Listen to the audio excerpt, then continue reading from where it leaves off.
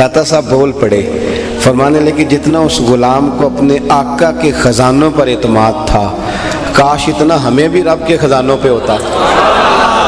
کہا اللہ، تو آپ فرمانے لگے پھر یہ تو نہیں نہ ہو سکتا کہ اللہ ہارون رشید کو عطا کرے اور بہلول دانا کو بھول ہی جائے۔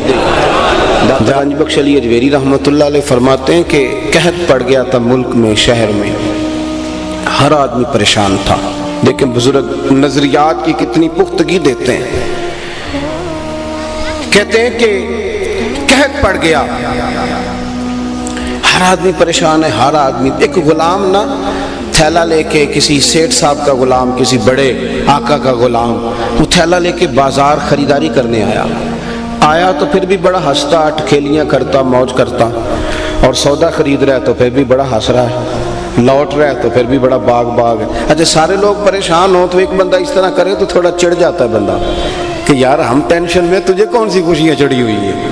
اور گھر میں بھی ماں باپ پریشان ہو تو بچے شرارتیں کریں تو بندہ کہتا ہے چپ کر جاؤ، ہم یہاں اتنے ذہنی دباؤ میں ہیں، تم اتنی شرارتیں کر رہے ہو۔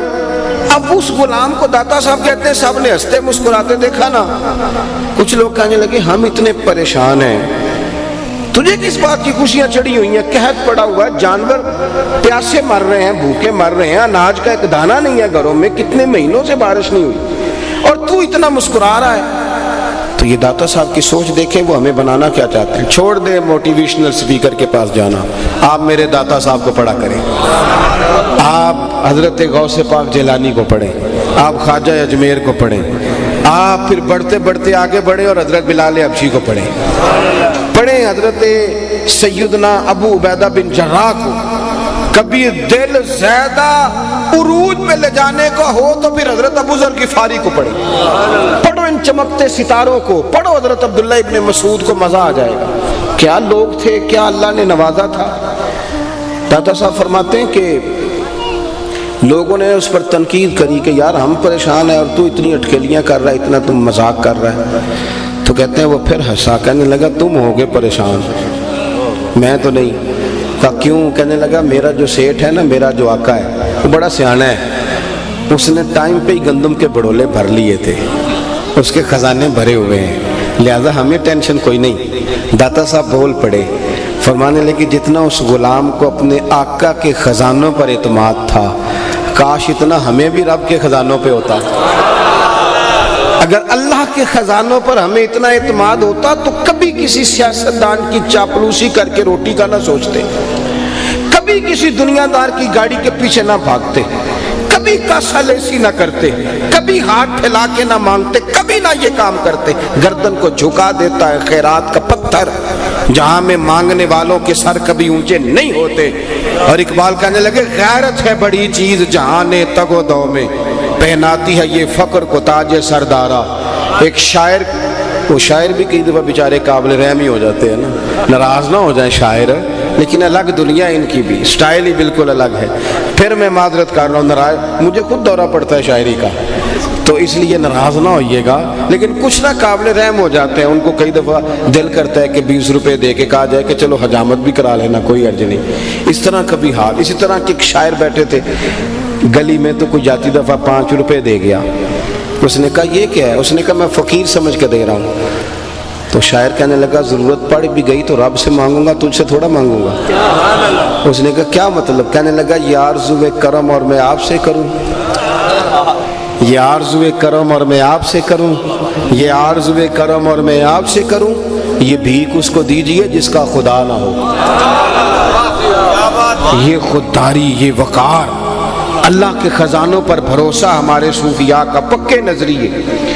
ہارون رشید حج کر کے آ رہا تھا تو بڑے بڑے جناب لاؤ لشکر تھے، بڑے بڑے استقبال۔ خیر اب تو مولویوں پیروں کے بڑے ہوتے ہیں، بادشاہوں وزیروں کو کیا کہیں، بڑے نعرے لگ رہے تھے، بڑی بات چیت تھی، بڑا لمبا چڑا معاملہ تھا۔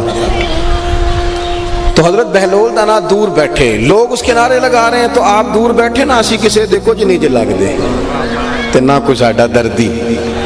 داتا صاحب نے لکھا حضرت اویس کرنی کے بارے میں، فرماتے ہیں ساری دنیا روتی تھی تو وہ ہنستے تھے، لوگ ہنستے تھے تو وہ روتے تھے، چونکہ ان کا اپنا جہان ہے، اپنی زندگی ہے۔ لوگ بڑے نعرے لگا رہے ہیں، ہارون رشید حج کر کے آ رہا ہے تو حضرت بہلول دانا ہنس رہے ہیں۔ उसकी नजर पड़ गई तो उसको गुस्सा आया, घोड़े से उतर गया, जाके कहने लगा बाबा तू क्यों हंस रहा है? तो आप फरमाने लगे हंस इसलिए रहा हूं कि जो तेरे नारे लगा रहे हैं पहले किसी और के लगाते थे और तेरे बाद इन्होंने किसी और के लगाने हैं।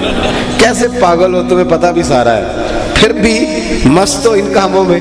अजीब लोग हो, ये कल तक किसी और के साथ थे और तेरे बाद ये किसी और के साथ होंगे। तो हारून रशीद को बात उसके दिल को लगी, समझ गया, कहने लगा बाबा जी सुना है आप पे कर्जा है, मेरे लायक को खिदमत हो तो बताइएगा। अल्लाह अकबर। तो आप फरमाने लगे तू बड़े बेवकूफ़ है भाई। कि हुजूर क्या मतलब? फरमाने लगे ये बता तेरा रब कौन है? कहने लगा अल्लाह। तो फरमाया मेरा कौन है? कहा अल्लाह। तो आप फरमाने लगे फिर ये तो नहीं ना हो सकता कि अल्लाह हारून रशीद को अता करे और बहलोल दाना को भूल ही जाए।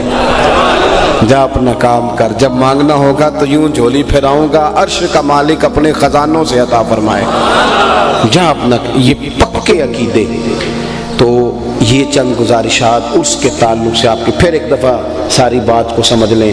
अल्लाह की रज़ा के लिए प्यार करना है, इल्म का रास्ता इख्तियार करना है, इल्म पे अमल करना है, अमल में इखलास पैदा करना है। और पांचवी बात ये कि अकीदे कच्चे नहीं करने, सवेरे कुछ सोचें, दोपहर कुछ सोचें, शाम कुछ सोचें, ये काम ना करें। कभी भी कच्चा ना रहे, पक्का रहे। यकदरगीर मुहकमगीर, एक दरवाज़ा पकड़ें, पक्का पकड़ें। बुल्ले शालों की हंस के यार मना लेंदे,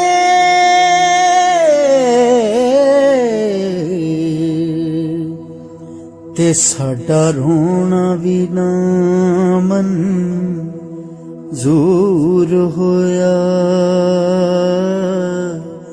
मंजूर होया।